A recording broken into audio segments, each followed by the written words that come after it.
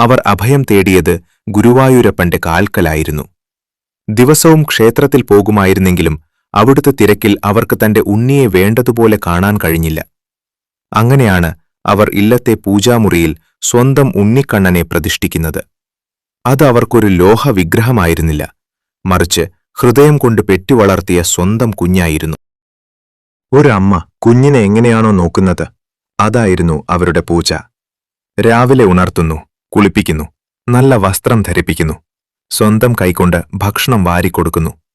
നാട്ടുകാർ അവരെ കിറുക്കി എന്ന് പരിഹസിച്ചപ്പോഴും ആ വിഗ്രഹത്തിൽ സാക്ഷാൽ ഗുരുവായൂരപ്പൻ ജീവനോടെ ഇരിക്കുന്നുണ്ടെന്ന് അവർ അറിഞ്ഞില്ല. ഭഗവാനെ നേരിട്ട് കാണാൻ കഴിയുമായിരുന്ന വില്വമംഗലം സ്വാമിയാർ ഒരിക്കൽ കുറൂരമ്മയുടെ ഇല്ലത്തെത്തി. അവിടെ അദ്ദേഹം കണ്ട കാഴ്ച അത്ഭുതകരമായിരുന്നു.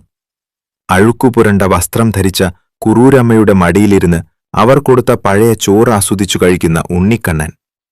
സ്വാമിയാർ ചോദിച്ചു, ഭഗവാനെ, എന്റെ ശുദ്ധമായ പൂജയേക്കാൾ അങ്ങ് ഈ അശുദ്ധമായ സാഹചര്യത്തിലാണോ സന്തോഷിക്കുന്നത്?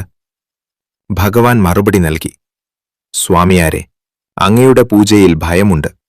എന്നാൽ കുറൂരമ്മയ്ക്ക് ഞാൻ സ്വന്തം ഉണ്ണിയാണ്. എനിക്ക് വേണ്ടത് ആ വാത്സല്യമാണ്. ഒരിക്കൽ രോഗം കൊണ്ട് അവശയായ കുറൂരമ്മയ്ക്ക് കറിവയ്ക്കാൻ ചെമ്മങ്ങ്, ചേനവർഗത്തിൽപ്പെട്ട കിഴങ്ങ് അരിയണം. ക്ഷീണം കൊണ്ട് അവർ കരഞ്ഞു വിളിച്ചു, എന്റെ ഉമ്മി,